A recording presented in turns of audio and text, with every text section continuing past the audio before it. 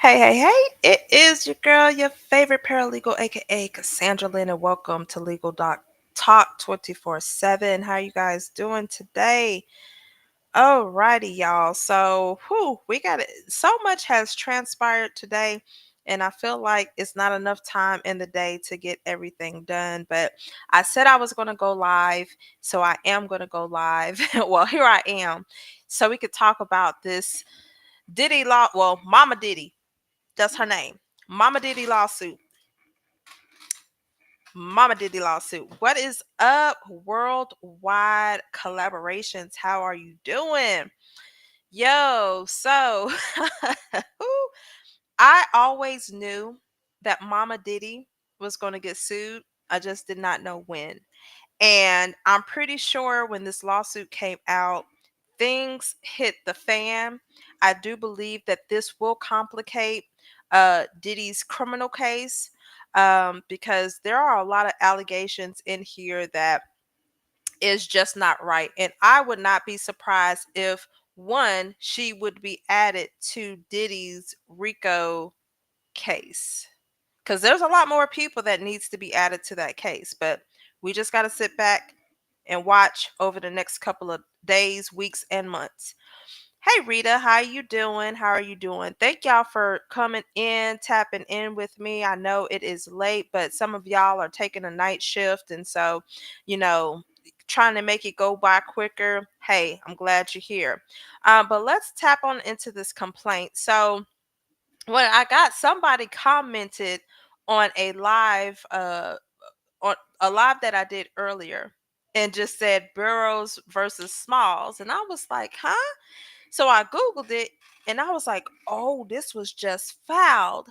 And so I pulled the document and I was like, oh, this is Momma Diddy for fraud, baby. I was like, okay, this is only going to get juicier because we always knew that Momma Diddy played some type of role in Diddy's life, whether it's dealing with his businesses or I want to say personal business because when I read that Christian Combs lawsuit with the lady from the yacht, and they was talking about they was playing Carisha Please, and they dared Diddy to show his stuff, and he did it in front of his mama. That was disturbing. So I just feel like Miss Combs, Mama Diddy is like they're 24/7 around this boy. Their relationship is very, very strange to me. But everything is alleged. Everything is alleged. But let's hop on into this. So if y'all don't know who Kirk Burrowes is, he was the I believe the former executive for Bad Boys Entertainment. And some things went down to where he pretty much wouldn't have been able to file a lawsuit if he could, because y'all know that lawyers are very expensive, right?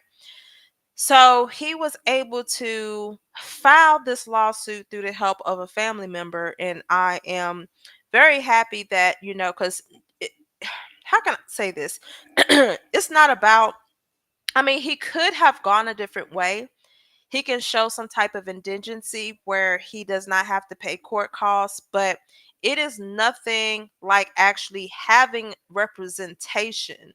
You see what I'm saying? So having someone represent you, especially going after people like Sean Combs and Janice Combs and other business entities, it's even a lawyer that he's going after. So, yo, he needs legal representation. So I do understand that he could not go the pro se route. He needed to actually have counsel to guide him and direct him in this litigation process. Now, the lawyer that he picked is none other than attorney Tyrone Blackburn. And I side eye Tyrone every chance I get because I just don't know about this attorney. He was the first attorney to file the lawsuit for who is that? Little Rod. He's also the attorney that is representing Dwayne Youngblood, who's fighting against TD Jakes. He's also the attorney that's handling the plaintiff in regards to the case against DJ Academics for the SA. Tyrone is everywhere. Tyrone is everywhere. So he hired Tyrone Blackburn, and I'm pretty sure he probably chose this attorney because at the same time, Tyrone is kind of new. He's trying to get his name out there. So I'm pretty sure his retainer fee was not that much. You know what I'm saying? So it is what it is. All right, so we have Kirk Burrowes buying through his attorney Tyrone A. Blackburn of the TA Blackburn law firm, as and for his complaint against defendants Janice Smalls, aka Janice Combs, lawyer Doe 1, James Doe 1, ABC Company 1, Jane and John Doe's 1 through 10, and ABC Corporations 1 through 10. Alleges upon information and belief as follows. Remember, everything in a civil case is alleged, okay? Preliminary statement. So we're going to get kind of a gist of as to why he is filing this lawsuit.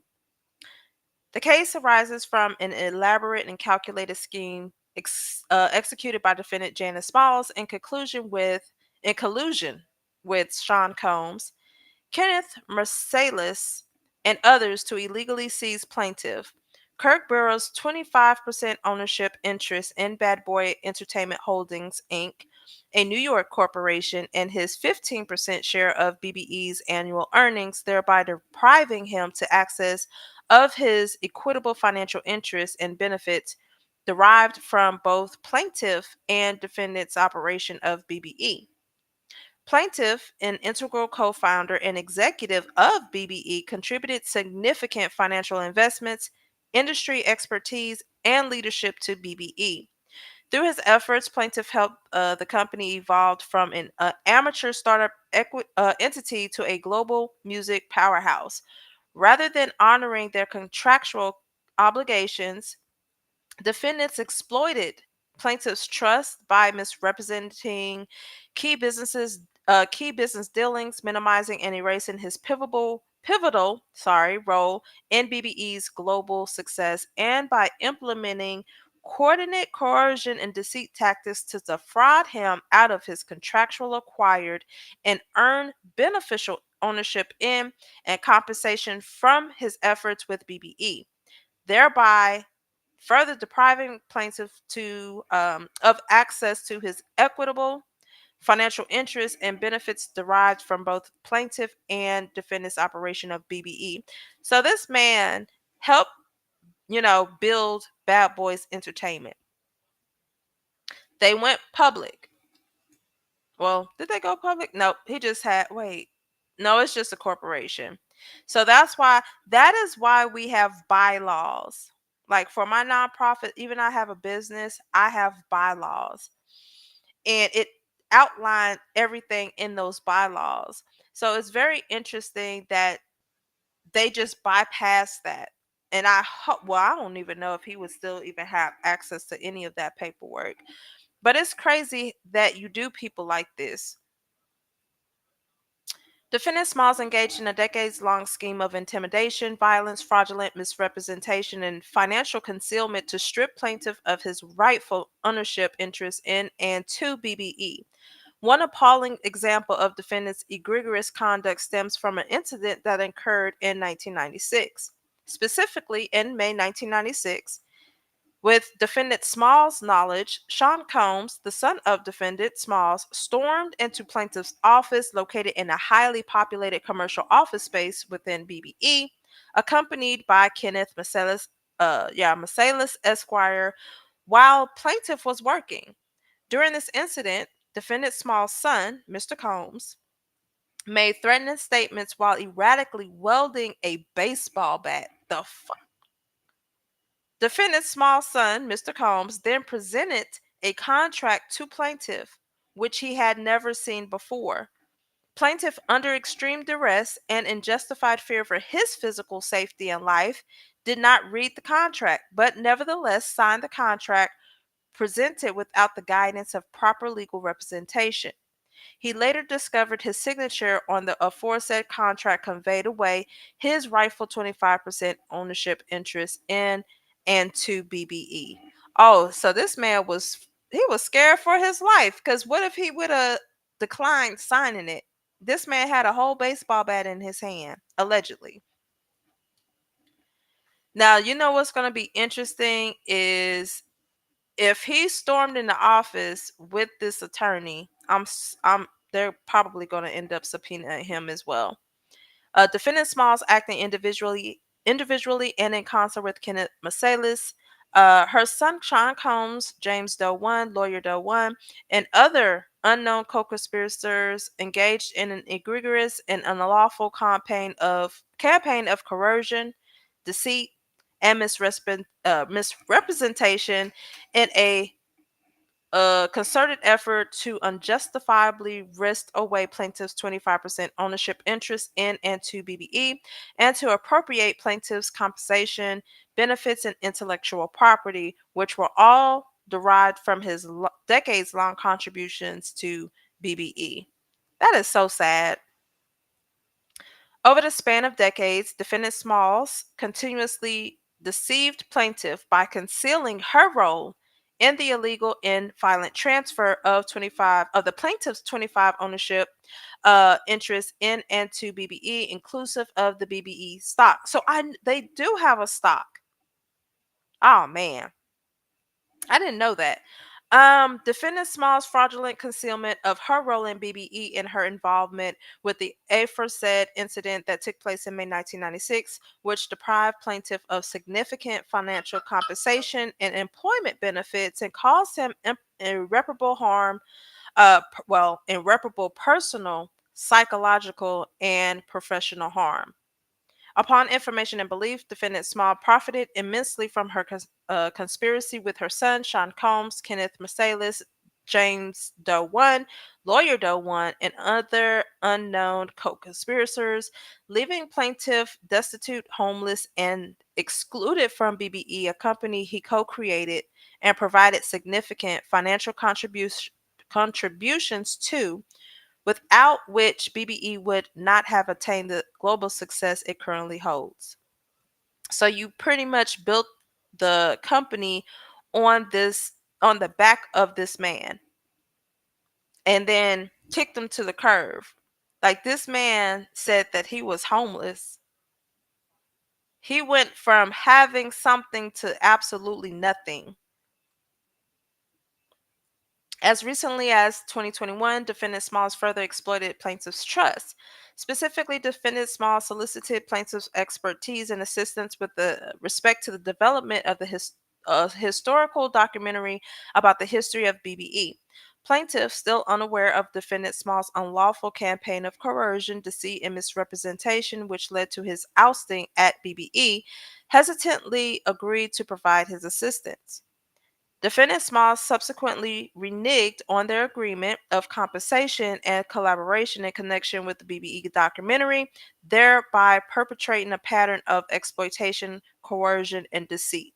So, what you do is you trick this man into him providing you guys with insight and ideas and all this other stuff, only to say, okay, we don't need you anymore. We're not going to pay you. And the crazy part is he's probably scared if he says no. So he has no other choice but to say, okay, I'll do it. And then when he don't get paid for it, just go in a closet and cry about it. For years, defendants misled plaintiff, falsely reassuring him that they would rectify the theft of his ownership interest while actively concealing the unlawful involuntary transfer of the plaintiff's 25% ownership interest in and to BBE to third parties. In 2019, at Diana Ross's VIP event, Defendant's small son, Sean Combs, admitted to the wrongdoing that he and his mother, defendant Smalls, engaged in that led to the incident that occurred in 1996, claiming that they needed to make things right. However, this was yet another strategic delay tactic as no corrective action was ever taken. So I wonder what he did, if he just told him, individually or in front of a crowd. Defendants not only defrauded plaintiff of his rightful ownership interest in and to BBE by effectuating the involuntary transfer, they also systematically sabotaged plaintiff's career. Defendants blacklisted. This is a term that is commonly known in the music and entertainment industries. They blacklisted him from various music industry events, companies, gatherings, and business opportunities. Damn, that's fucked up. Additionally, they engaged in a concerted effort to destroy his professional representation. What? Girl, how you get representation out of that? His professional reputation, in which they succeeded.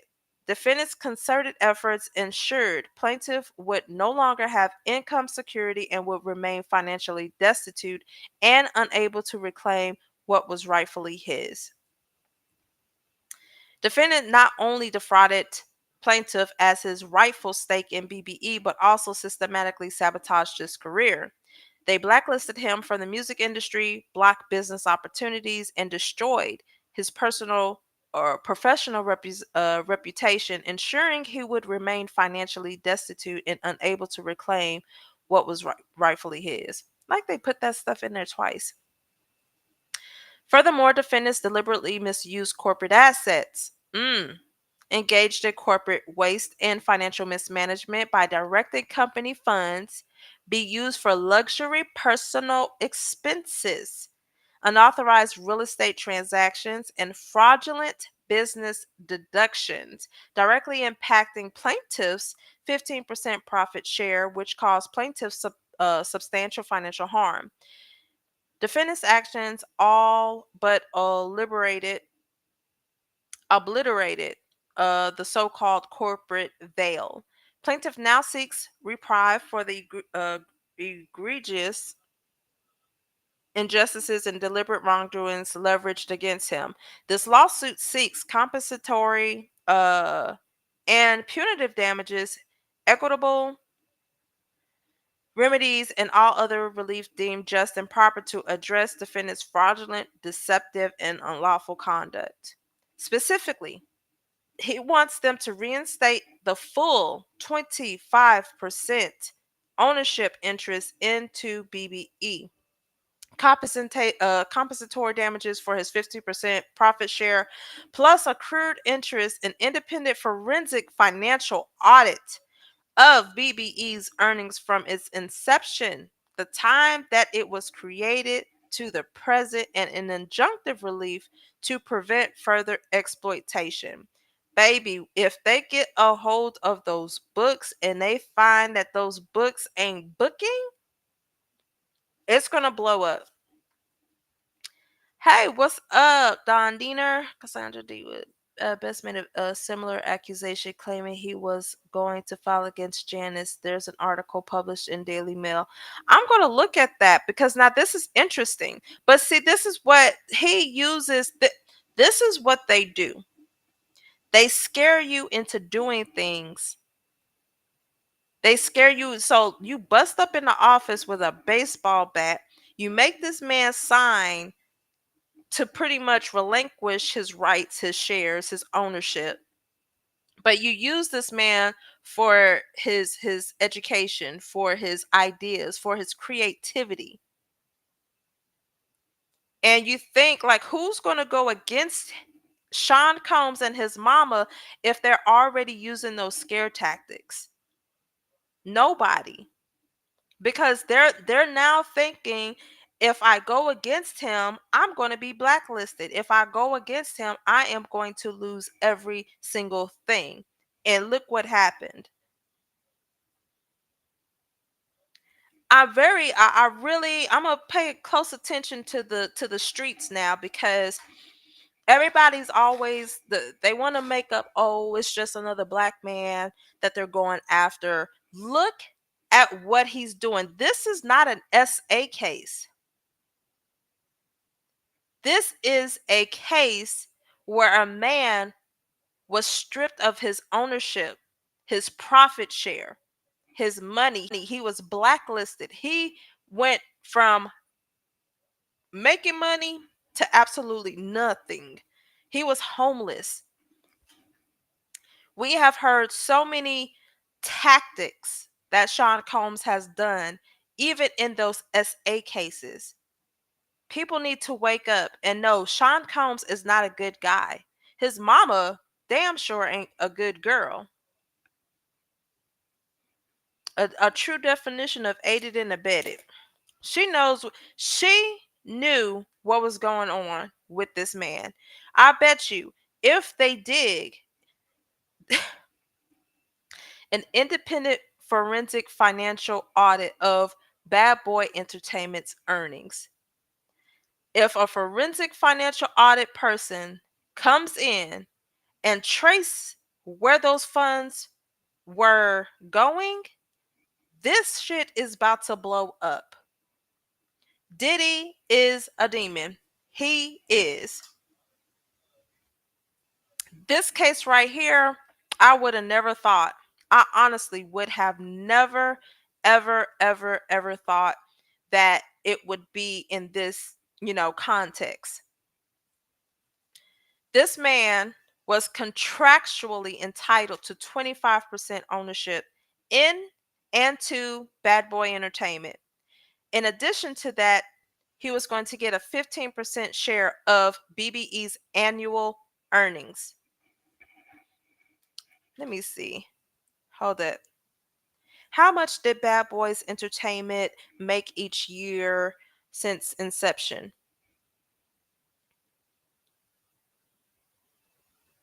Hmm. I need to look into that. Did I say Bad Boys? Oh yeah, it is Bad Boys. I did say Bad Boys Entertainment. I have to look up there. I need to go to the SEC website.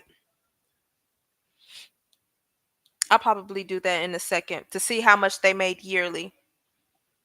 Cause that's a bullshit. That's bull. Pure evil. I'm disgusted and saddened. I am too. I really am. And I'm so sick and tired of people talk about free Diddy. Free Diddy for what? He's effing everybody up. He didn't care. All he cared about was money.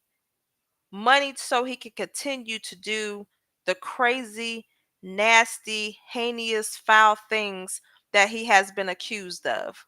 Too many people is coming out saying the same thing.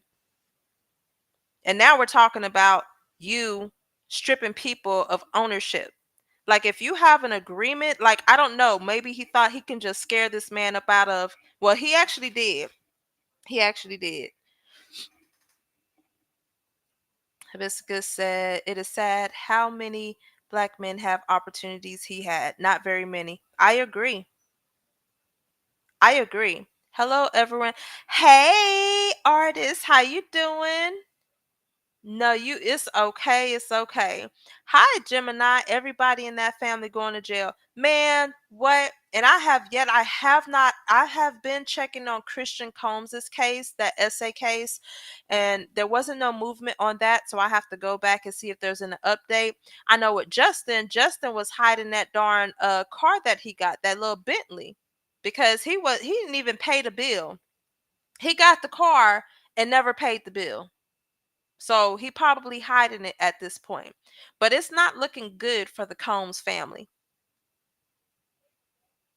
Yep, with a bat. Now his mama caught up in the mess. Yep. And I think Momma Diddy gonna end up in that Rico case. Watch.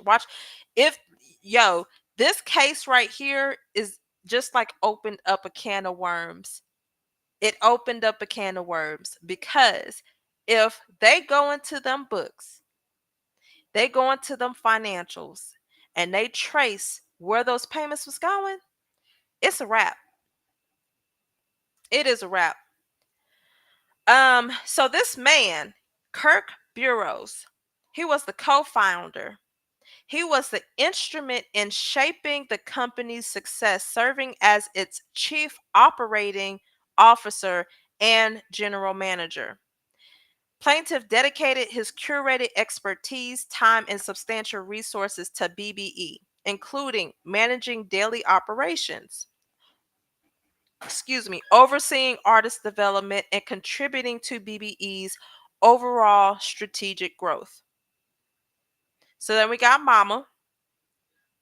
It states here that she is a key figure in the inception of BBE. She was the business partner of Kirk Burrowes. She owns 75% interest in and to BBE, while the plaintiff owned the remaining 25. Okay. So Mama owned 75%. Kirk Burrowes owned 25%. My thought process, my wheels are turning.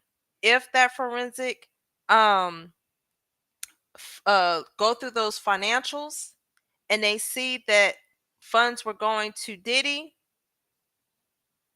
mm, because what are you paying if these people are the owner? I don't know what Combs is. I don't know if he like worked up under this umbrella. I don't know. But they're going to trace that money, and if any of that money goes to Sean Combs himself, like to any personal rendezvous or whatever the case may be, I'm sure it's going to come out. I am definitely sure it's going to come out. Uh, golly. Defendant Janice Smalls knowingly participated in a fraudulent scheme to obtain 100% control of BBE. Now, this makes sense.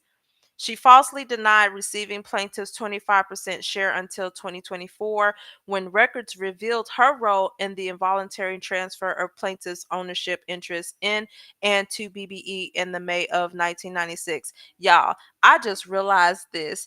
So, this whole time, in the essay cases, it says Sean Combs, Bad Boys Entertainment, Bad Boy Records, da da da da. He, even though it's Bad Boys and he's associated with that, really it's the mama getting sued because she is the owner of Bad Boys Entertainment. So she already been in the lawsuits. She's already been in the lawsuits, y'all. Mm-mm-mm-mm. Defendant Smalls held significant influence over BBE's affairs and, as alleged, knowingly conspired to deprive plaintiff of his ownership interest in or to BBE. She benefited substantially from the actions of her son, Sean Combs, while misrepresenting her involvement in said actions. Because why is Diddy, if Janice has ownership, why did Diddy bust up in the office with a baseball bat and pretty much made this man sign his shares away? Sign his ownership away. Bro, you have nothing to do with BBE, apparently. Defendant, Lawyer Doe. Boy, a lawyer getting sued, this is going to be interesting because if he had anything to do and it was unethical, his license is in jeopardy. Defendant Lawyer Doe 1 is an attorney licensed to practice law in the state of New York. He served as legal counsel to BBE and defendant Small son Sean Combs, playing a central role in orchestrating and executing the scheme to deprive plaintiff of his ownership interest in and to BBE. And y'all, I swear, y'all, she's 84. Hibiscus, she 84. Lord. I need her to stay around. I need her to stay around just a little bit longer. But y'all, remember in the John Doe letter when John Doe stated that when he arrived to the mansion that a lawyer was standing at the door handing them making them sign the NDAs. I wonder if this is the same lawyer, because if this is the legal counsel for Diddy, I wonder if that's the same man that was at the party in Los Angeles that John Doe went to. Y'all keep that in your head. Um Defendant Lawyer Doe 1 leveraged his position. I already read that. Okay, yeah. Um Oh wait, hold up. Did I read this? He served as legal counsel. I did. All right. So defendant lawyer Doe one leveraged his position of trust and power to facilitate the coercion, conversion, and involuntary transfer of plaintiffs' ownership interest in and to BBE. Unbeknownst to plaintiff at the time, defendant lawyer Doe one colluded with defendant Smalls to obtain plaintiff's 25% share of BBE through violence and force. Boy, they coming for your license, my boy. Defendant James Doe, one, is an individual residing in the state of New York. He's a prominent music producer, entrepreneur, and of BBE. Defendant James Doe, one, played a central role in the company's formation and operations. Defendant James Doe 1 directly participated in the alleged wrongful acts, including the coercion and involuntary transfers of the 25%. Okay, I'm trying to figure out who this is. Da, da, da, da, da. All right, so ABC Company is the record label found in New York. And then we got the John and Jane Does and the corporations. Okay. So once we find out who those people are, they're going to update they're going to amend the complaint and start naming people. Yeah, girl. That's what I hold up. Cause I was like, why have I heard that name before?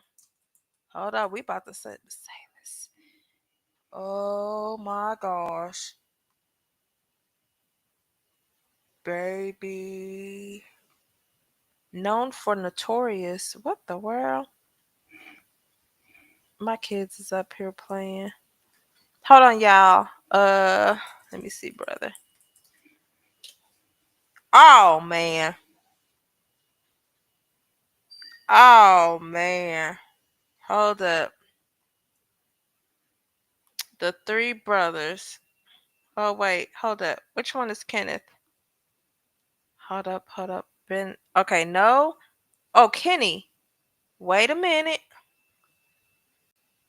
Is Kenny short for Kenneth? Hold up. Hold up. I done pulled it up. I done pulled it up. Cause I love the Midas touch. I love the Midas touch, man. So Ben, Brett, and Jordan. Wait. Hold up. Ben, Brett, and Jordan, who happen to be billion offspring of. Oh, these are their son. Okay, so okay, who's the daddy? Gotcha. Oh wow. Ooh, it ain't looking good. It ain't looking good. I think people are ready. Y'all look at that. Y'all see this? Kenny Meiselas. Oh my gosh. Where's that? Look at this. Took a picture with Jennifer Lopez and Diddy, y'all. Well, God dog. Let me go back to the complaint. He done drug them into it. God diggity dog. I was wondering, I'm Googling now, I'm nosy. Yo, Kenny, man. You said Jonathan Ollie talked about this family. Oh, Jonathan Ben talked about this family. Good googly.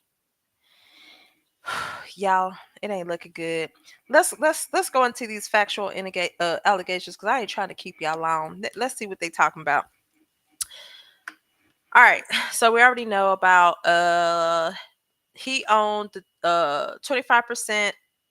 He was the chief operating officer and general manager. He handled operations and management responsibilities. Janice is the co-founder. Plaintiff, wait. Janice Smalls co-founded BBE with plaintiff and relied heavily on plaintiff managerial expertise and financial resources to establish the company, which means that Janice did not know dilly squat. She did not have any type of business expertise. So she needed Kirk. She needed him. Oh, let me get to this. That whole Jonathan, the interrogation. Makes so much more sense. He shut the Trump Tower to raise awareness of X trafficking, among other things. Ooh, I gotta get into that. See, I'd be, mm. But you know what's crazy? Oh, we're gonna have to have another chat about that. Let's get through this because this is just interesting. You know how one thing happens and it's like a domino effect. Everything starts connecting. A lot more stuff comes out, and a lot more stuff starts connecting. Mm. So Mama Diddy had no business experience at all. So in order for BBE to actually flourish and to actually you know make it day to day, she needed this plaintiff. She needed his expertise. She needed the financial resources in order to keep this company afloat. Defendant Smalls reneged on promises of equitable, damn, I can't talk, ownership and profit sharing, choosing instead to exploit plaintiff's contributions for her financial enrichment. And see, he showed y'all his little card, Bad Boy Entertainment. Oh man, that's so sad. Kenneth Meiselas, serving as a legal counsel for BBE, played an instrumental role in facilitating the incorporation and operation structuring of the company. Ooh, excuse me. Oh, I'm definitely going to get into that because this stuff runs deep. Look at Bad Boy Entertainment, y'all. God, dog. Meiselas prepared necessary documents, advised Smalls and bureaus on strategy, and concealed material information related to the allocation of ownership interests, including plaintiff's agreed upon 25% equity stake, as well as his 50% share of BBE's annual profits. Defendant Smalls knowingly benefited from plaintiff's financial and managerial contributions while deliberately excluding him from ownership rights and profit sharing. So y'all pretty much was stealing. That's what y'all was doing. Y'all was stealing. Plaintiff's contributions included significant seed funding, which paid for the services of Bert Padel, a business manager and accountant, and Keith Meiselas as the company's attorney. Man, that's wild, bro. Oh my gosh. Plaintiff personally financed, conceptualized, and executed the foundation of BBE, ensuring its legal incorporation, financial stability, and strategic market positioning. Plaintiff's early investments in business acumen transformed BBE from a conceptual venture into a fully operational and revenue generating entity. His contributions are corroborated by corporate filings, internal communications, business records, and financial transactions. Meaning, Janice can't come back and say, no, he was never the chief operating officer, was it? Or executive, whatever he was. He was on documentation that is filed with the state of New York, with the SEC, because everything. So y'all cannot come back and say that this man did not do anything when it's evident. And this stuff is public records if you know how to search for it. But then they also had internal communications, business record, and financial transactions.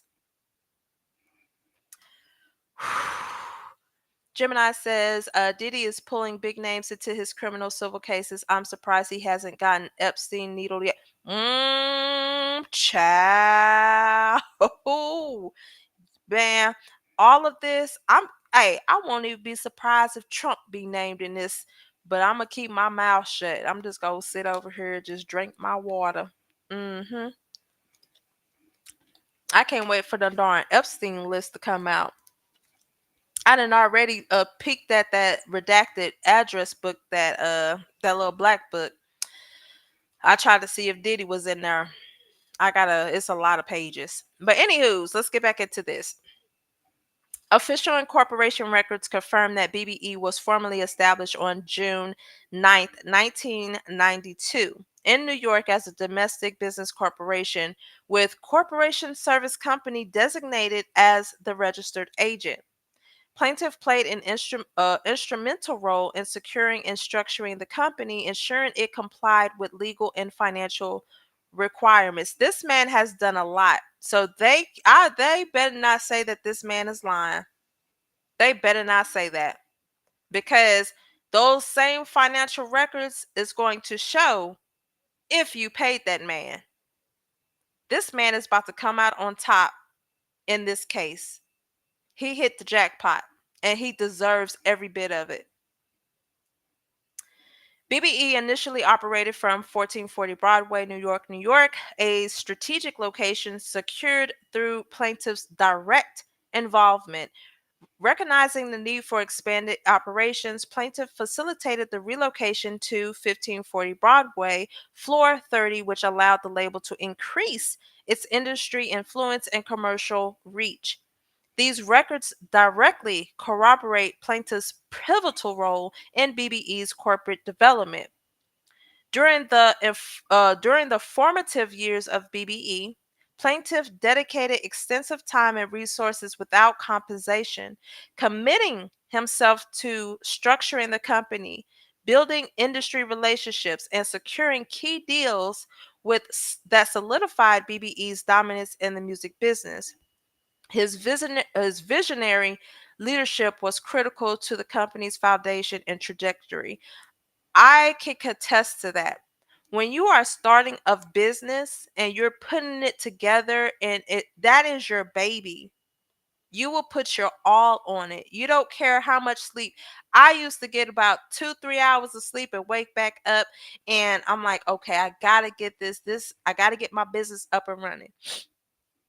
So I understood where this man is coming from. He dedicated a lot of time. He went out, probably, like I said, without compensation, because he knew that there was something greater in the end.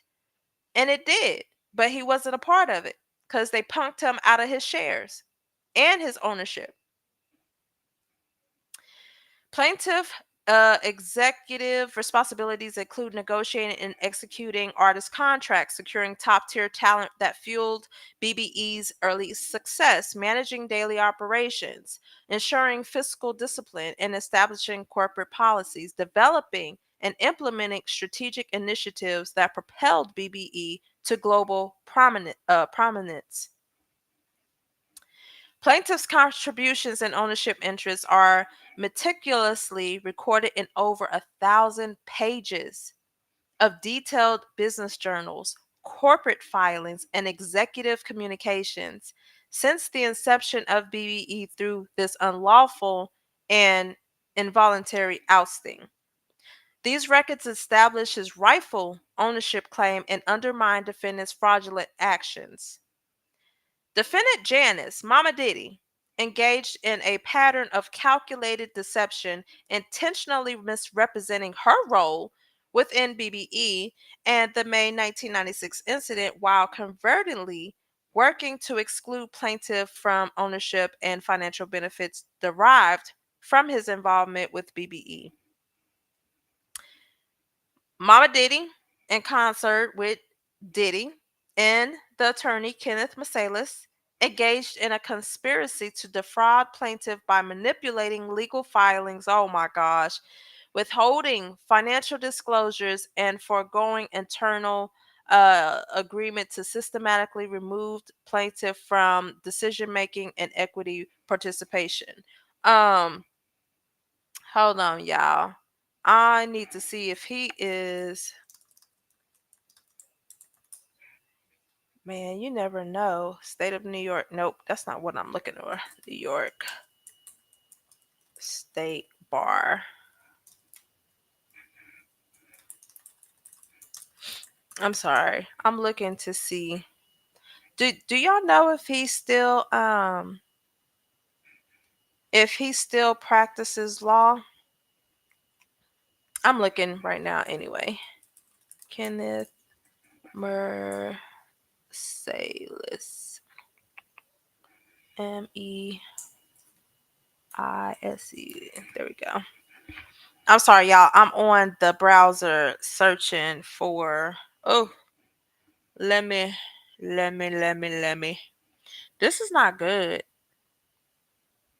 Like you throwing a lawyer in there.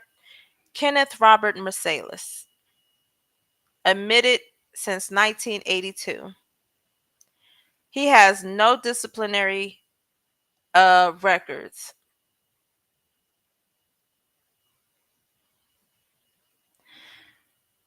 Oh man, this ain't good. This ain't looking good. When you start throwing an attorney in the mix in a lawsuit, man,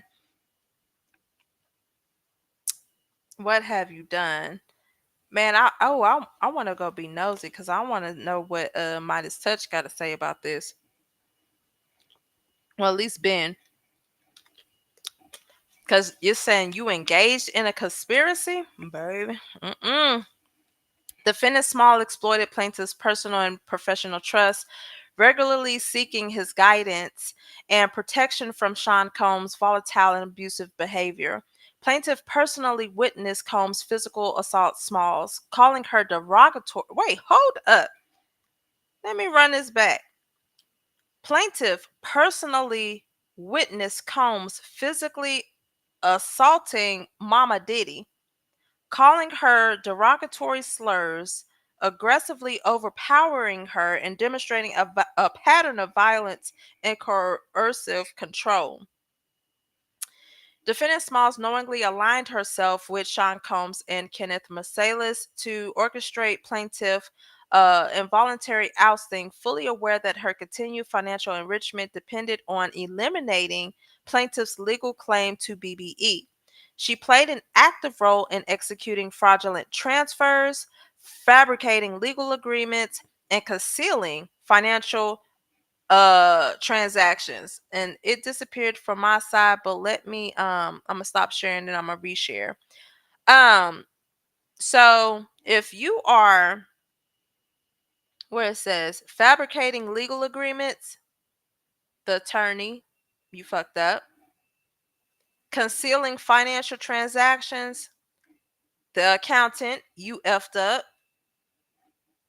And he, just like Kenneth, they might come after his bar license, they might go after that CPA license for that accountant.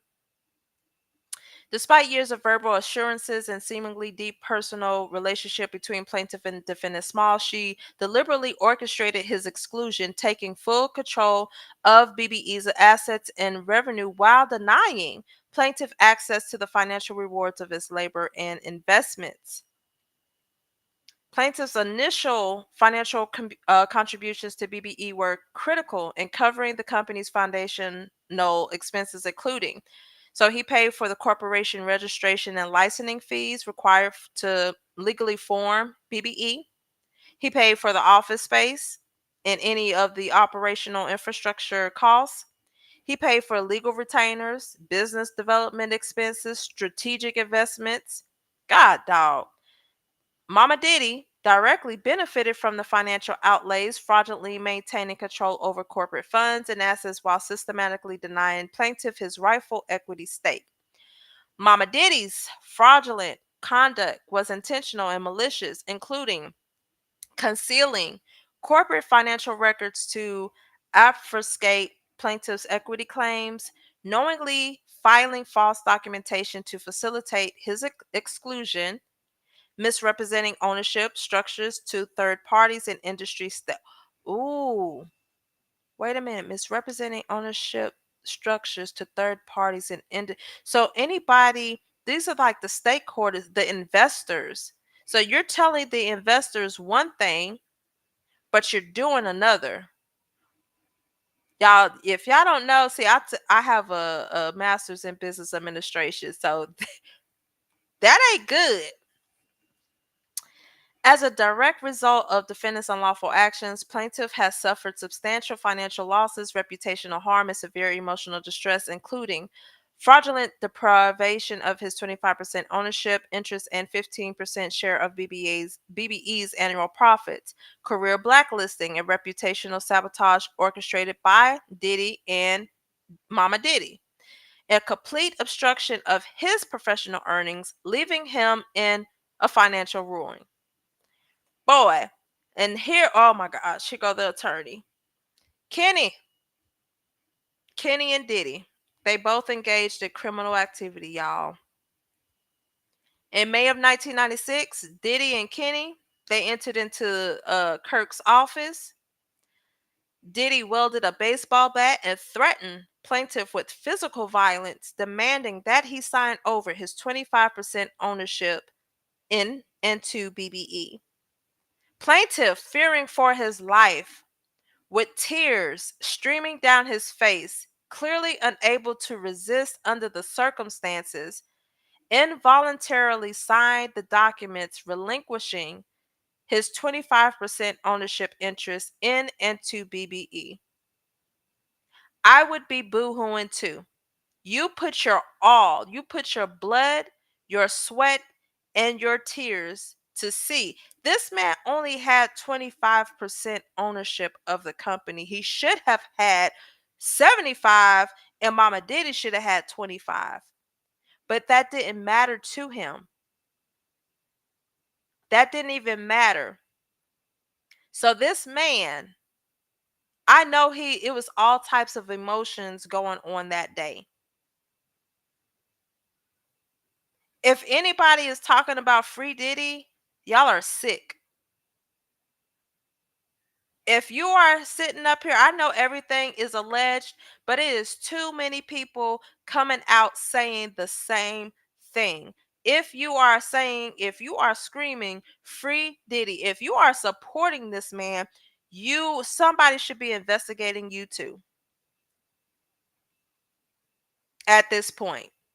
This ain't even an essay case. This is a fraud case. This is in regards to finances. This is in regards to somebody that has built a company, that have invested their time and their money, their expertise into building Bad Boys Entertainment, only for it to be stripped away. I pray that this man drains that family dry. I pray that that happens. This is going to be a long process because litigation ain't it's not easy. It's not quick. It's not easy when you're dealing with civil litigation. But I pray that that family gets drained of every single dime that they have, to where they have to file bankruptcy. Every last one of them. On this day, Momma Diddy was absent from the office.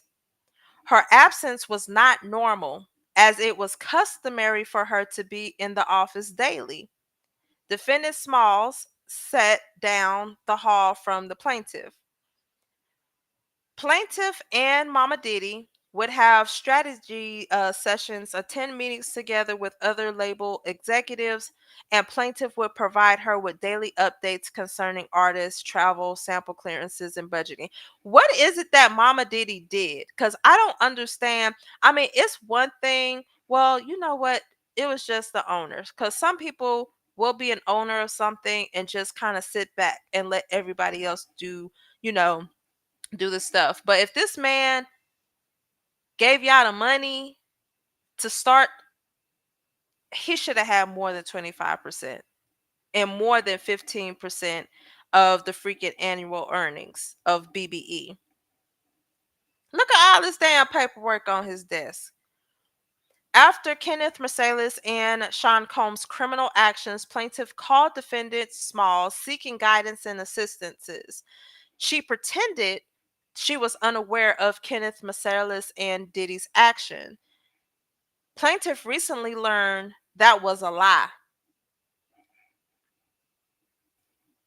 Although, I'm going to keep that picture there. Although she was not physically present when Kenny and Diddy committed the crime, defendant Smalls later falsely denied knowledge of or involvement in the coercion and fraudulent involuntary transfer, despite directly benefiting from the wrongful acts. Because guess what? If he relinquished his 25%, guess what Momma Diddy gets? 100% control of the label.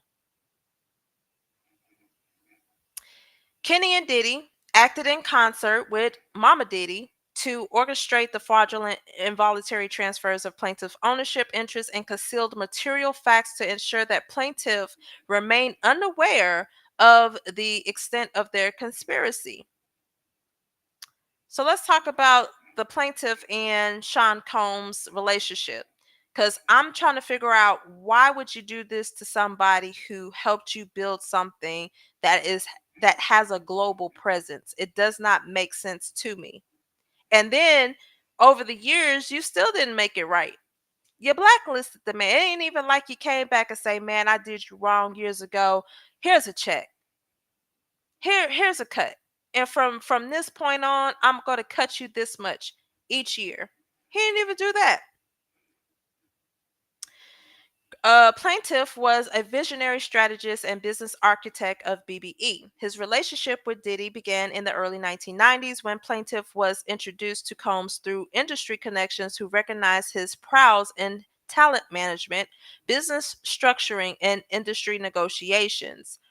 Recognizing Plaintiff's strategic mind and industry expertise, Sean Combs entrusted him with key operational and managerial responsibilities, leading Plaintiff to co found BBE and establish its foundational business framework.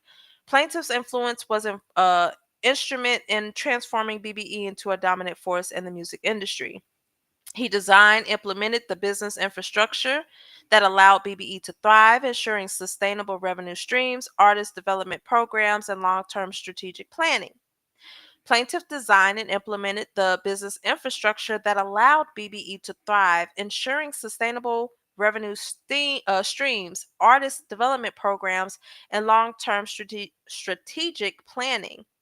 As Chief Operating Officer or COO and General Manager, Plaintiff structured high value contracts, managed production schedules, orchestrated artist development, and created groundbreaking marketing strategies, ensuring Bad Boy artists achieve mainstream success. This is so much more than 25%. I'm sorry. Plaintiff was responsible for executing multi-million dollar deals, fostering artist partnerships, and building Bad Boy's reputation as a major player in the music industry.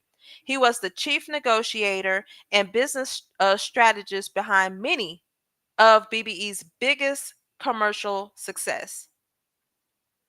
Despite Plaintiff's unparalleled contributions, he was systematically deceived and exploited by Diddy and Momma Diddy, who leveraged Plaintiff's trust and loyalty to consolidate power while excluding him from the financial reward of his labor. Plaintiff was repeatedly promised equity and profit sharing in exchange for his continued dedication to BBE. So even y'all stripped this man of his ownership. Y'all said, "Oh, I promise, we're gonna do that. We're gonna do it. We're gonna make it right. We're gonna make it right," and didn't do it. Diddy and Mama Diddy kept telling this man that he was going to receive 25% ownership and a 15% share of annual profits. But yet, those promises were denied, weren't made. They were made in bad faith. They knew they were never going to pay this man anything. They was just going to use him and scare him into his creativity and offering them his creativity and his expertise. Plaintiff turned down lucrative offers from rival labels, including Uptown Records, Elektra Records, and Sony Entertainment, based on Diddy and Mama Diddy's false assurances that he would receive his rightful stake at BBE. Instead, defendants orchestrated a fraudulent scheme to strip him of his stake while profiting from his work. This man could have been somewhere else actually making money, but he stayed. He was dedicated. By 2001, Combs escalated his betrayal and financial sabotage, intentionally interfering with plaintiff's business relationships and contracts to destroy his ability to generate income. Among the most egregious acts of misconduct, Sean Combs deliberately orchestrated plaintiff's management contract with Mary J. Blige, an artist whom plaintiff rescued from financial collapse due to Combs' prior mismanagement and fraudulent financial dealings. So you telling me Diddy effed her once? Plaintiff came in, reconciled, got her back on track.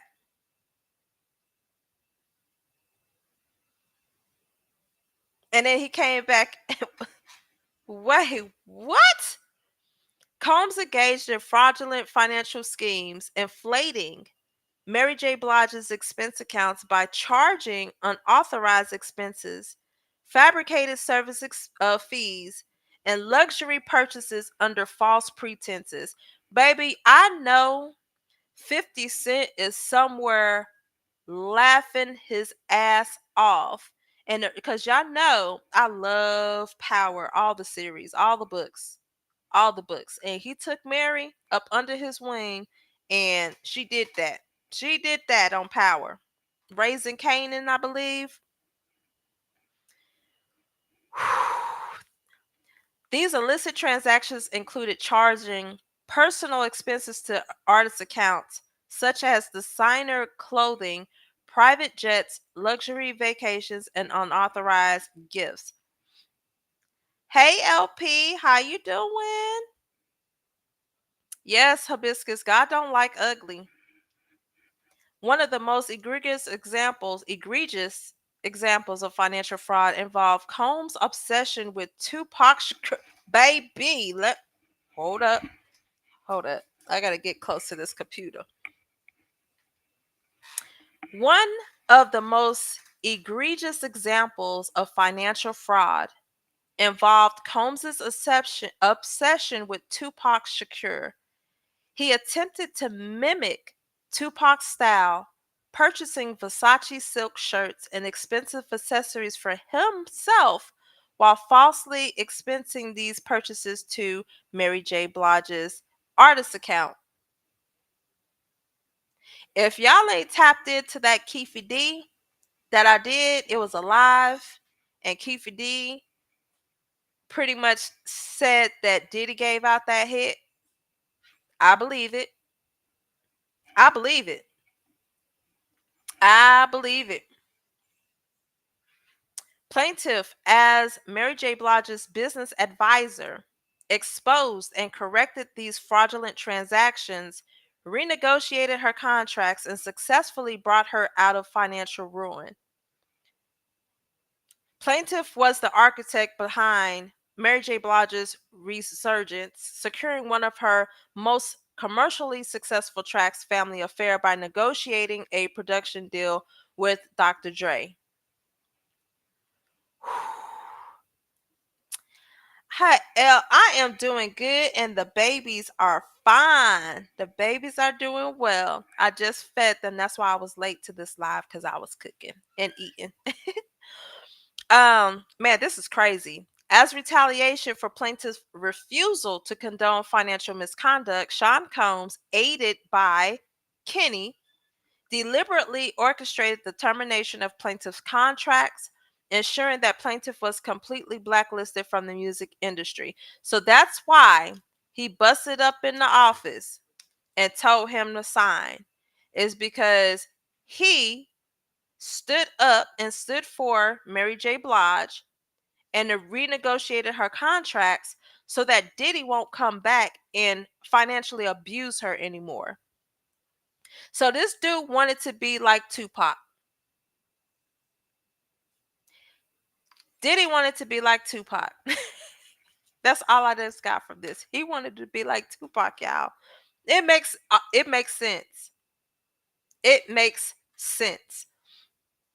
This is a major reason why our people can't trust each other. It's almost worse than the oppressor. LP, you better speak on it. You better speak on it. Jealousy, greed. That's all I see here. Jealousy and greed. Combs and his associates interfered with plaintiff's business deals, intimidated industry executives, and ensured that plaintiff was excluded from any new opportunities, effectively crippling his career and financial stability. Defendants' coordinated scheme deprives plaintiff not only of his rightful earnings but also his ability to earn a living, forcing him into financial destitution and professional exile. Momma Diddy contacts plaintiff for help to create the Bad Boys Entertainment documentary. That's interesting. Is this not y'all did this to this man and you cut the disrespect? The the disrespect, you done fired this man, you done blacklisted this man, and you gonna come back and ask him to help create the Bad Boys Entertainment documentary? That is a slap in this man's face. I would have said, y'all got to pay me up front before I help with anything. Let me see what he said.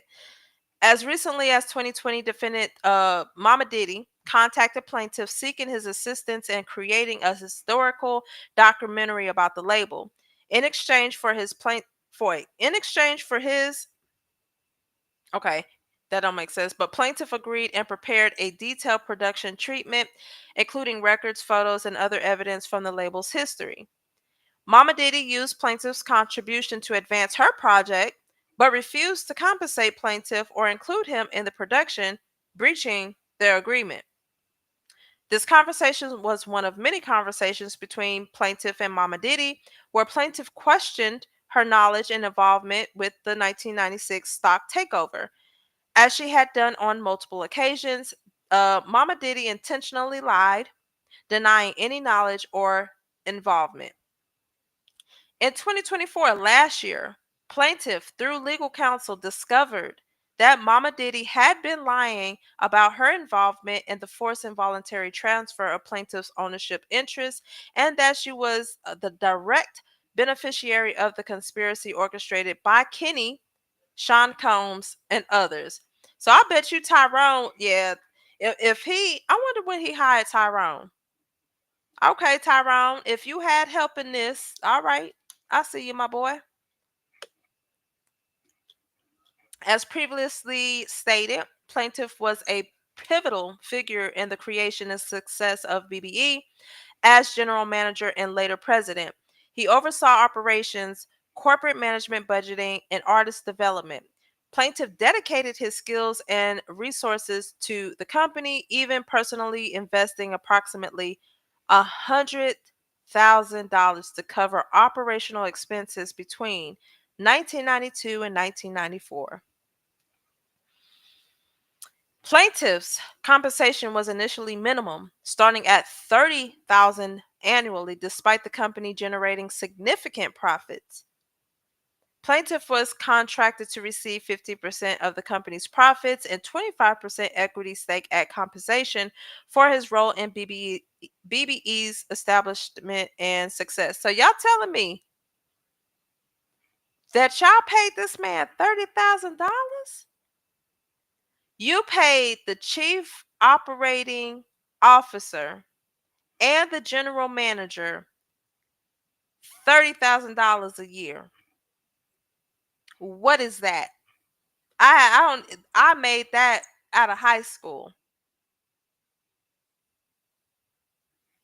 Despite contributing significantly to BBE's growth, plaintiff was subjected to intimidation and coercion. As previously stated, in May of 1996, defendants, through threats of physical harm, forced plaintiff to relinquish his 25% equity interest in the company. The location of this incident was on West 19th Street in New York City. This was achieved through a calculated and coordinated effort involving Kenny and Sean Combs. Upon information and belief due to her decades of feigned ignorance and deceptive denials, plaintiff believes Kenny and wait. Plaintiff believes that Kenny was acting under Momma Diddy's direction. When Diddy and Kenny entered plaintiff's offices, Sean Combs was carrying a baseball bat. By words and actions, Sean and Kenny frightened and intimidated and assaulted plaintiff and forced him to turn over his share certificate for 25 shares of BBE to Sean Combs, who then transferred them to Janice. Now he said assaulted, so he hit him? Huh. Upon information and belief, Momma Diddy signed the certificates, filed them with the appropriate government entities. In addition to obtaining the share certificate by threats and intimidation, Sean Combs and Kenneth Meiselas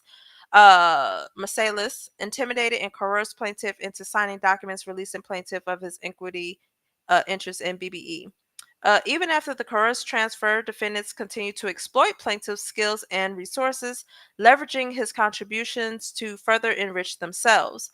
Momma Diddy, under false pretenses, solicited plaintiff's assistance for a documentary project exploiting his meticulous records and intellectual property without providing the promised compensation or credit. Defendant's actions have caused plaintiff irreparable harm, depriving him of rightful financial benefit, damaging his professional reputation, and leaving him in a financial ruin. Look at this. I ain't gonna read this part, but we get the gist. They were like family. He is the godfather of Justin. He is Justin Combs' godfather. He was at the christening. Is that Mary J. Blige?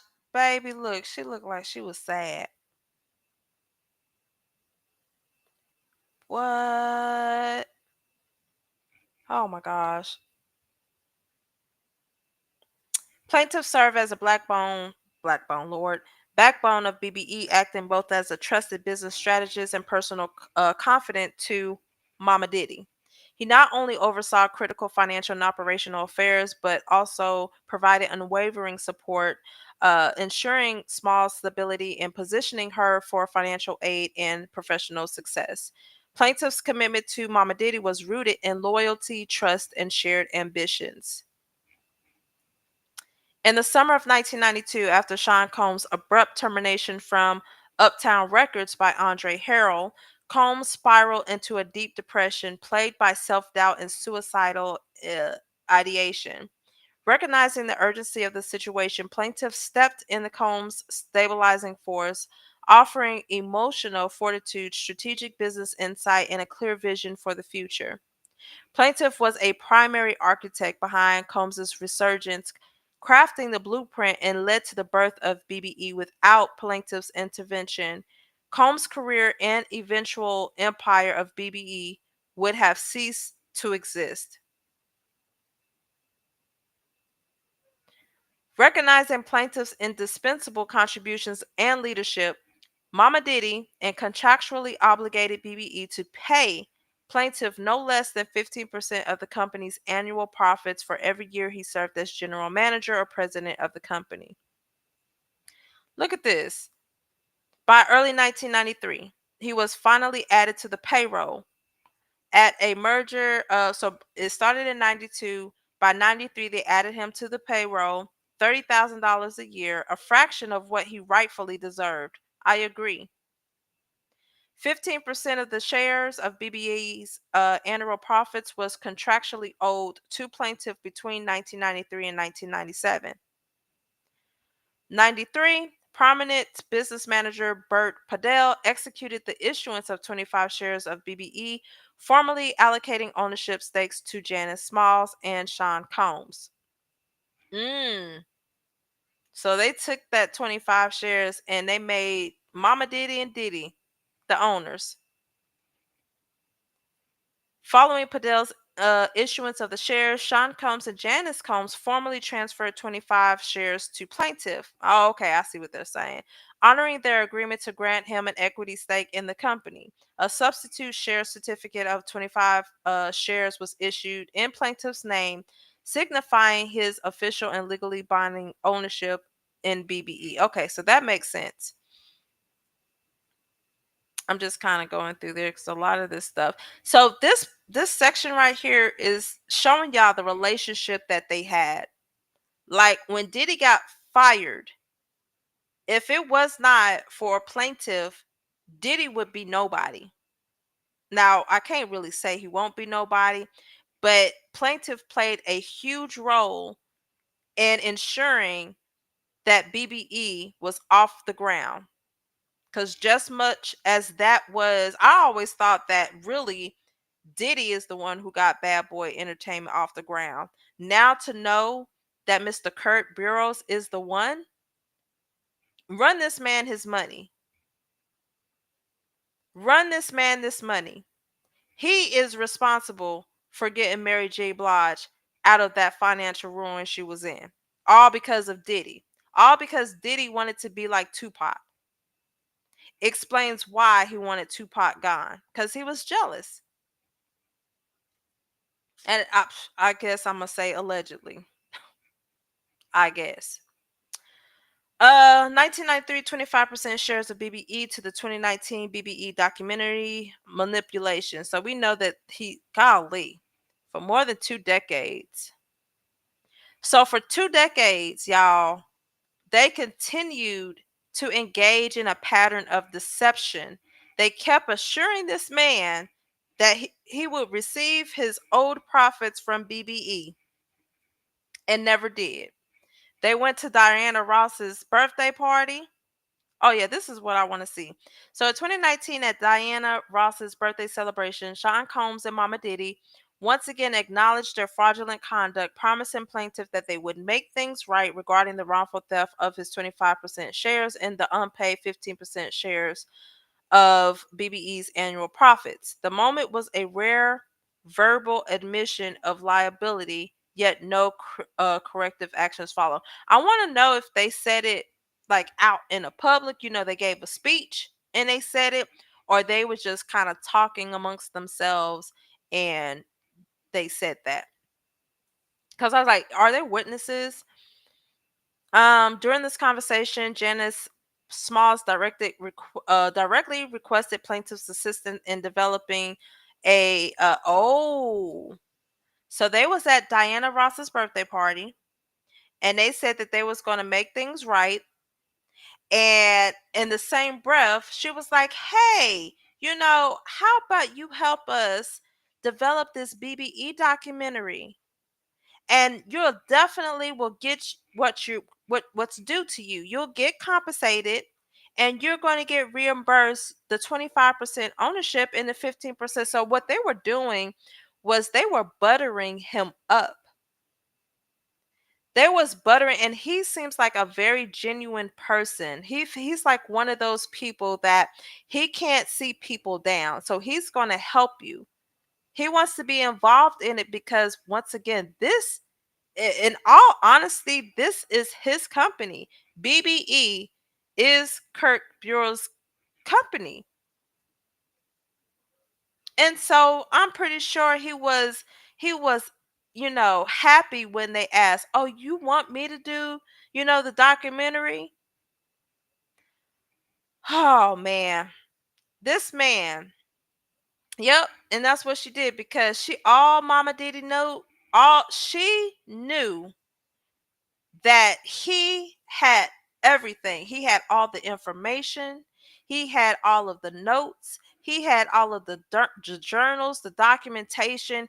He knew the history of BBE because he is the one who built Bad Boys Entertainment. And she couldn't do it without him. It says that the records, notes, and journals that he possessed contain key financial details, operational records, and evidence of plaintiff's rightful ownership records that Sean Combs and Mama Diddy no longer had access to due to the passage of time. So that's the real reason they needed all of that. They needed all of that, and they had to find a way to get that. Recognizing the value of plaintiff's documentation, Mama Diddy sought to exploit his records for the documentary while continuing to deny his financial claims. So this man doing this documentary and you still ain't paying him. To further deceive plaintiff, Momma Diddy allegedly agreed to facilitate the transfer of funds upon receipt of plaintiff's documentary treatment and industry insights. Believing these assurances to be genuine, plaintiff delivered the documentary write-up in 2020 and provided Smalls with his banking information for the payment of his long overdue contribution. So this man they gave y'all his bank information. And y'all gotta realize that 2020, hell, we was at COVID, so everybody was down. So to be like, oh my gosh, yes, I'm finally going to get my payday. Let me give this lady my bank account. And the anticipation of just waiting for that money to hit your account. And it never hits. Like people waiting on their tax return and it never hits. That's that feeling. Despite these insurances, no payments were ever made. Instead, Momma Diddy continued to deny knowledge of plaintiff's stolen 25% shares and unpaid 15% earnings, falsely claiming that she never benefited from the scheme, despite overwhelming evidence of her direct involvement in the plaintiff's fraudulent inclusion from BBE. This elaborate pattern of deceit spanning over 25 years was a deliberate effort to wear down plaintiff, deprive him of financial resources, and obstruct his ability to legally challenge the theft of his equity stake. The documentary request, hold on, my nightlight is coming on. Oh, y'all know it's time. I'm about to wrap this up. Turn off this nightlight. The documentary request in 2019 was merely the last in a long series of manipulative tactics used to string plaintiff along, extract his expertise, and continue profiting from his contributions while denying him rightful compensation. As a direct result of this deception, plaintiff was led to believe that the restitution was imminent, delaying legal action and enabling defendant to continue profiting from stake in BBE.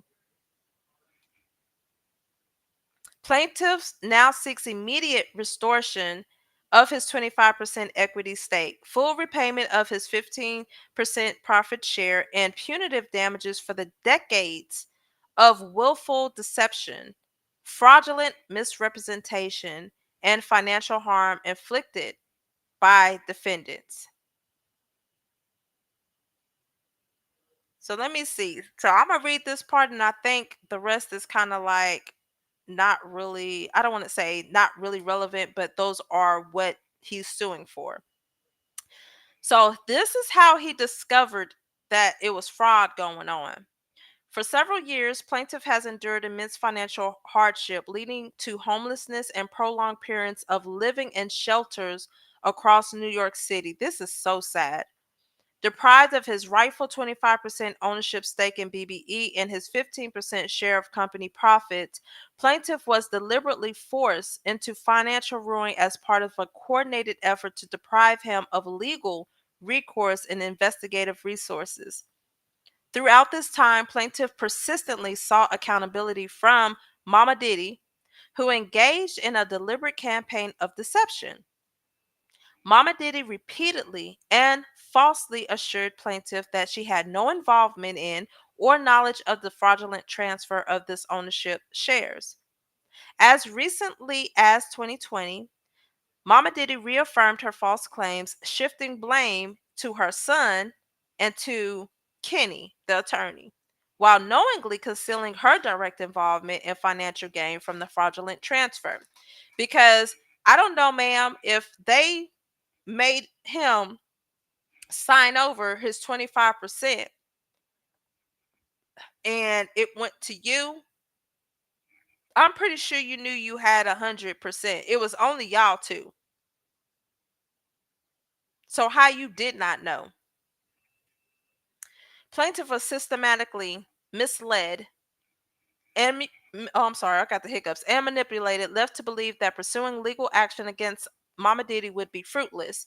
The false assurances and continuous gaslighting tactics used by Momma Diddy effectively obstructed plaintiff's ability to challenge the fraudulent misappropriation of his equity stake, leaving him financially incapacitated and unable to access legal representation. In early 2024, plaintiff unexpectedly reconnected with an estranged family member who, after hearing plaintiff's account of events and financial struggles, urged him to seek legal intervention and pursue justice. They probably say, "Hey, Diddy already. Hey, they got him, man. They done raided this house. Hey, this your time. This your time. This your time to shine, my boy." Recognizing the egregious nature of the fraud perpetrated against plaintiff, this family member swiftly intervened, securing legal counsel to investigate the fraudulent transfer of plaintiff's ownership interest in BBE. This is so sad. This is so sad. Wait a minute. I didn't even read this footnote. It says although plaintiff was homeless. At so when she asked him to do the documentary, this man was homeless. They said he used an old laptop, created the documentary write up, made several copies of the documentary write up, mailed hard copies to Momma Diddy. Plaintiff then texts Momma Diddy the banking information for a friend he trusts so she can begin remitting payment. Due to his homeless status, plaintiff did not have a bank account. Oh man, this is sad. During the course of this investigation, irrefutable evidence surfaced confirming that in or around 1998, defendant Smalls had secretly received and unlawfully taken control of plaintiff's 25% ownership stake at BBE. This discovery directly defeated Momma Diddy decades-long denials and unmasked her as a central architect of the fraudulent scheme alongside Diddy and Kenneth. Contrary to her repeated assertions of innocence, Momma Diddy did not only profited from the unlawful transfer, but all had actively conspired to suppress all knowledge of her receipt of the plaintiff's shares. The newly uncovered documentation and financial records unequivocally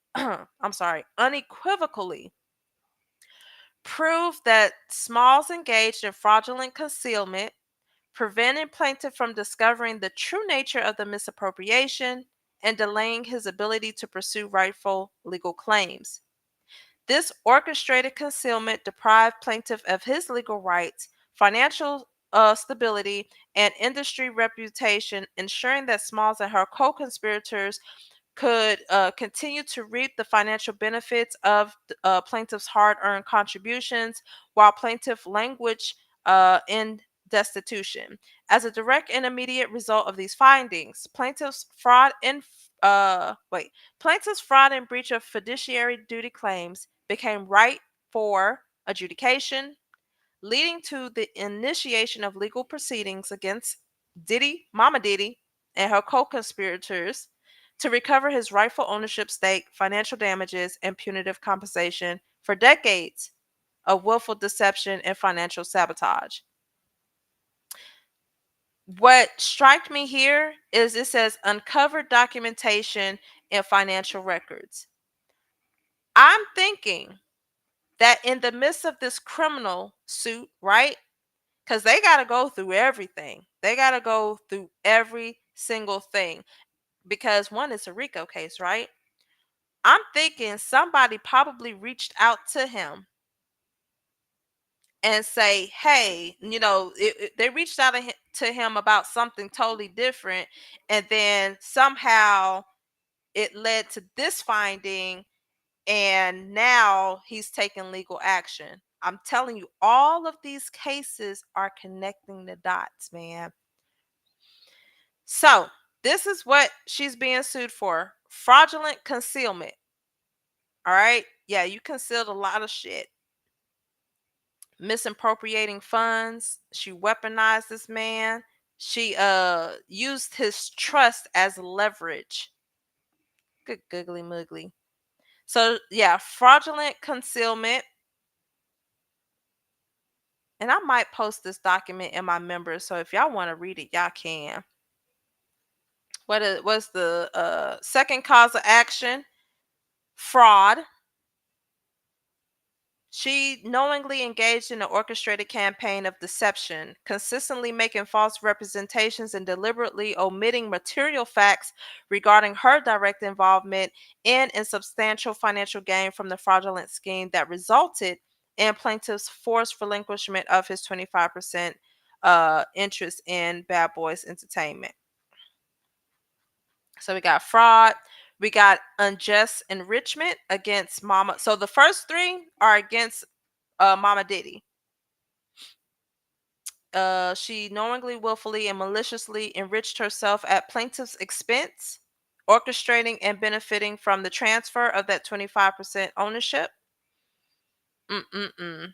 She deprived him of his contractual share of the 15% of the label's gross earnings and profits, further compounding the financial injustice. Ha! Deceptive business practices, all of them. Janice Smalls and the Doe defendants. Yep. You cannot sit there. Misrepresentation, omissions, financial concealment, all of that is deceptive business practices. Conversion. Let me see. Because she held a clear legally enforceable invested 25% ownership interest in BBE, an equity stake that was earned through his foundational contributions, including his substantial financial investments, operational oversight, and strategic leadership. Plaintiff expertise, industry relationships, and executive management skills were integral to the formation and development and expansion of the label. Mm-hmm.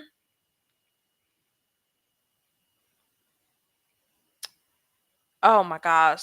In concert with Kenny, Sean, and the other unknown co-conspirators. So yeah, it was just a campaign to get this man to hand over all of his stuff. Civil conspiracy.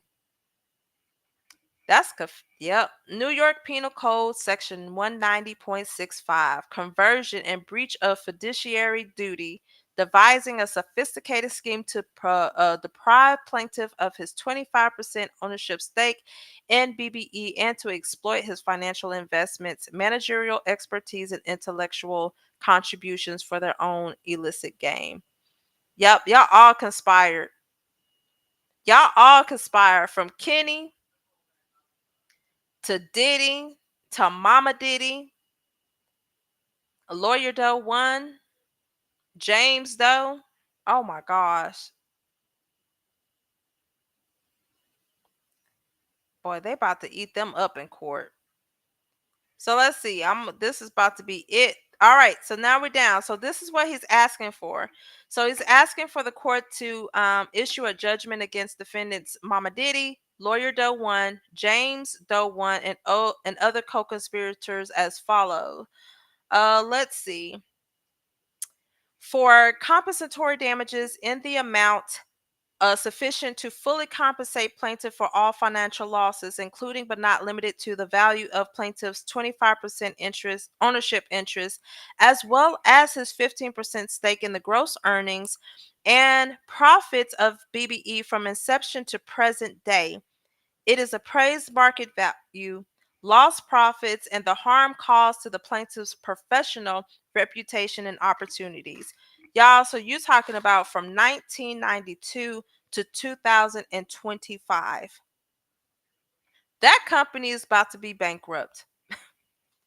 He's asking for punitive damages in the amount. I see y'all comments. I'm going to go ahead. I'm going to read. Let me get to this and I'm going to get to that. For punitive damages in the amount to be determined at trial, sufficient to punish defendants for the intentional, malicious, and egregious conduct and to deter others from engaging in similar wrongful acts in the future.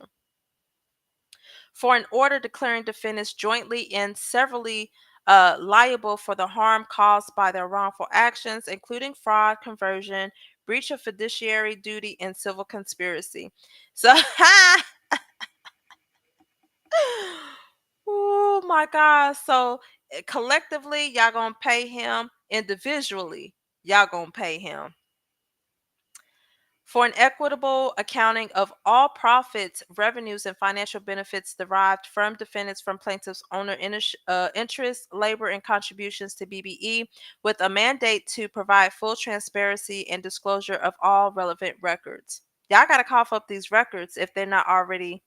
But the crazy thing is, well, we're only dealing with Bad Boys Entertainment, not like all the other entities, but I'm pretty sure they have already had to give up their financial records because of the criminal case with Diddy. He is asking for, let's see, for the imposition of constructive trust over all assets, profits, revenues, and property derived from plaintiff's ownership interests and contributions, ensuring that defendants do not retain the benefits of their wrongful conduct. He's asking for injunctive relief, preventing defendants from engaging in further wrongful conduct, including the misappropriation of plaintiff's contribution, exploitation of plaintiff's ownership interest, or use of plaintiff intellectual property and work products. So, because don't be trying to destroy nothing. Don't be trying to destroy anything. Because at the end of the day, it's still, whether it's with the SEC or it's with the state of New York, it can be found. For prejudgment and you know what? I hate when they do that. Prejudgment, post-judgment interest on all monetary damages awarded as permitted by law to ensure that plaintiff is fully compensated for the time value of his losses. Attorney fees, costs, other litigation expenses for prosecuting this action. Declaratory relief affirming plaintiff's rightful claims to compensation, restitution, and restoration of his ownership interest in BBE, and confirming defendant's liability for their wrongful acts. He's asking for restitutionary damages in the amount sufficient to compensate plaintiff for the full value of his 25% ownership interest.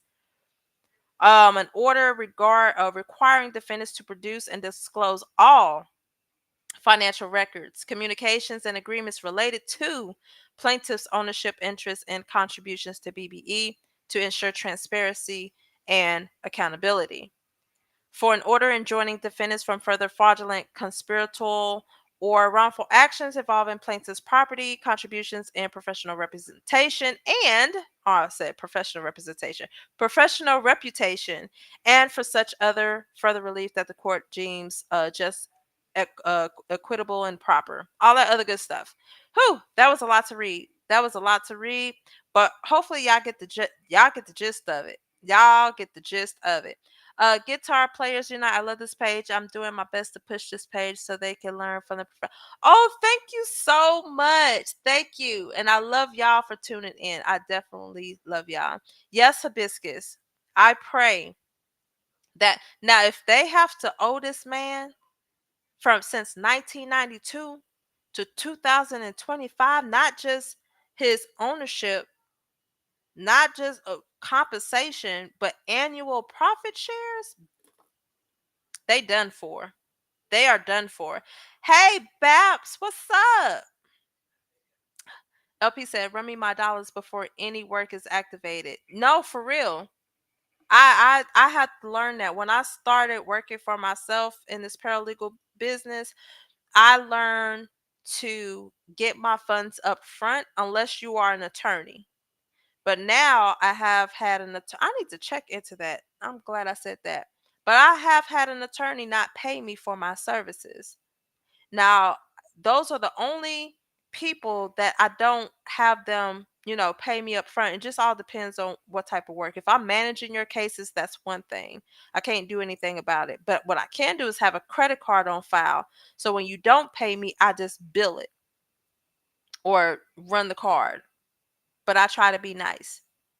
But there's no way I'm going to sit here and I'm going to do work. I'm not going to put my blood, sweat, and tears into something and not be paid for it. Like LP said, God doesn't like ugly, and they will definitely reap what they sow. I think that Diddy is now, this is only the beginning of his reap. This is only the beginning.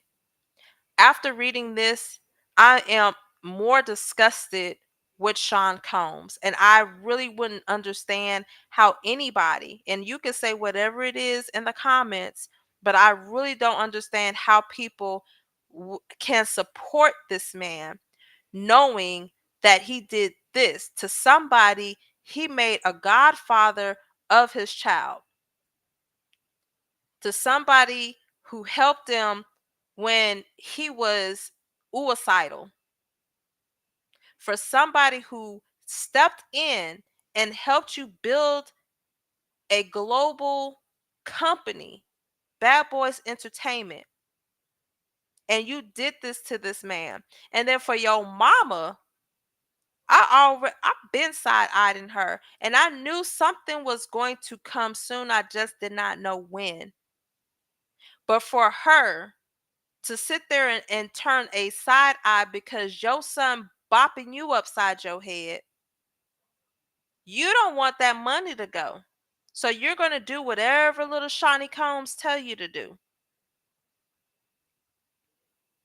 And that's weird. No, and you're right, contractual agreements. And that's what I seen all throughout this petition. And at the end of the day, even if they didn't have a contract, like he had shares signed over to him. He had an ownership certificate. This is stuff that you could actually find on financial websites. So it's not something like you just have to know how to I know how to search for it. So in no way, shape, form, fashion can Janice come back and say, well, he never did this, this, and this. This man's mark is all over Bad Boys Entertainment. So I am very interested to see how this is going to play out. This is not a Diddy essay case where he be like, no, I didn't do it. They all lying. Da da da da da. No, they actually have tangible proof that you could turn the pages and you can read this man's name on. You could go through bank statements back at that time when he was, you could go through bank statements or whatever statements he had to record, financial transactions to see that this man put the seed in this business. So I am very curious as to what Momma Diddy is going to say about this. And we can't even forget about the attorney and the accountant.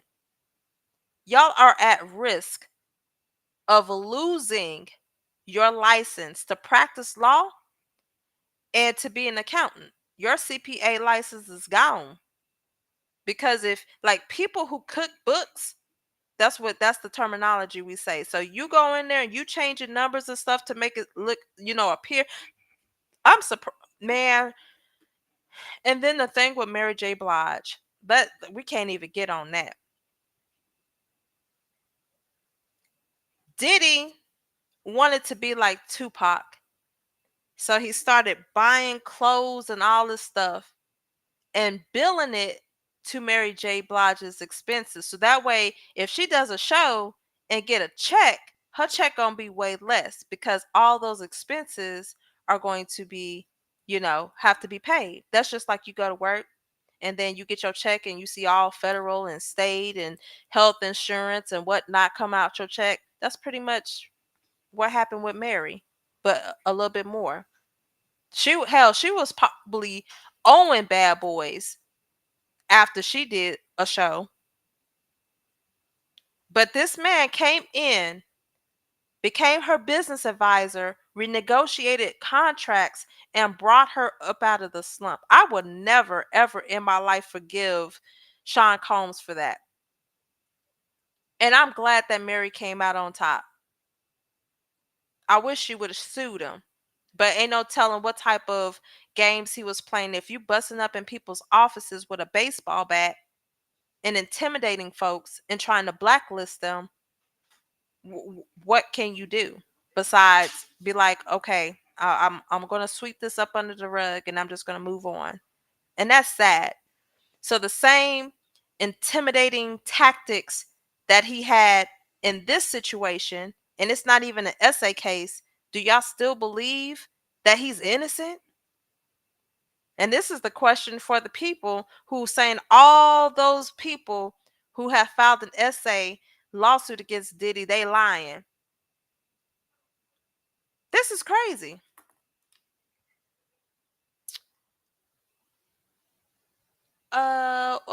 Let's see what this is. Off subject, but I just saw Christian Gold has a new charge, possibly a RICO. Did Jennifer marry him? Wait, who? I don't even know who that is. I don't even know who that is. First of all, thank you for the super chat. But I just saw Christian Gold. Who is Christian Gold? But yeah, this Diddy lawsuit got me hot. And then I still got to do the opposition that he filed to the Southern District, New York, in the McCrary case about Tony Busby. I think that's why I got a headache, because I've been on one today, because I'm about sick of people putting out false information. Hold up. Gold. Oh. All right. Christian Gold is the husband of the Basketball Wives star Jennifer. Um. Okay. All right. So I need to know. So you're asking has a new charge. See, I don't watch none of these people, so I don't even be knowing what what or who people be talking about.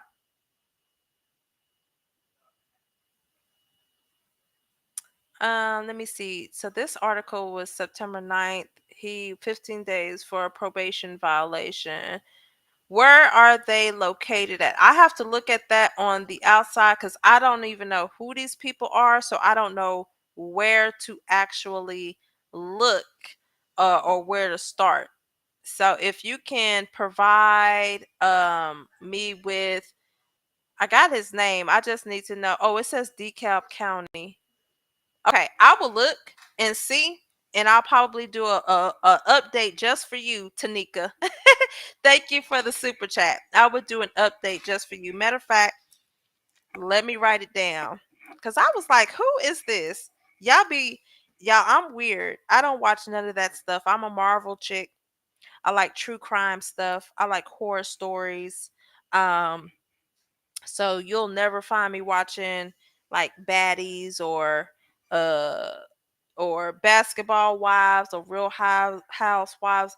The only way I know some things is, I'll scroll through social media, and I'll find out that way. All right, so Christian Gold. And then you're saying a new charge, and you said possibly a RICO. We're gonna find out today. And then you said Jennifer. I don't even know who I don't even know who Jennifer is. Oh my gosh. Because if this is the Christian Gold that you talking about, oh, I see. Jennifer Williams' fiance Christian arrested. And see, this article came out in freaking September 9th. Okay, I got it down, Tanika. I will do my research and I will update you. I surely will. Bab said the whole family is messed up. The kids, the mother, girl. When I read that lawsuit with Christian Combs, when he essayed that yacht worker, and she was saying everything that happened on that yacht, the same yacht that Lil Rod was on. See, people ain't catching that. So everything that the yacht workers said corroborated with what happened to Little Rod, when it comes to the yacht part. So with the Cuba Gooding Jr. and all that, I was like, I bet you ain't nobody gonna catch that. Mm-mm. But hey, y'all. So that's all. That's all I got for y'all. I got a headache. I'm about to take me some medicine. I'm about to go lay down. But Inspectress and Cassandra. Yes, I'm going to inspect that, and I'm going to update y'all on that. But thank y'all for tuning in. Thank you, Tanika, for the super chat. Is very much appreciated. So hopefully, well, not hopefully, now we know that Mama Combs is dirty. We know that a lot of stuff that was mentioned in this petition pretty much corroborates the stories of so many people who are named as plaintiffs in those SA cases. Probably not so much the allegations, but as far as like deceptive practices, the wanting to blacklist somebody, the wanting to, take their career from 100% to a negative 100%, all of that. So it's just ridiculous. Like I said, if you back Diddy, there's something seriously wrong with you. Anywho's, replay gang, thank y'all for tapping in. Everybody, leave a comment below. If you have questions, leave a comment below. If you want to tell me that this video stuff sucks, leave a comment below. But don't forget to like, share, and subscribe. Until then, I want everybody on this live, even the people in the bushes, to have a good night.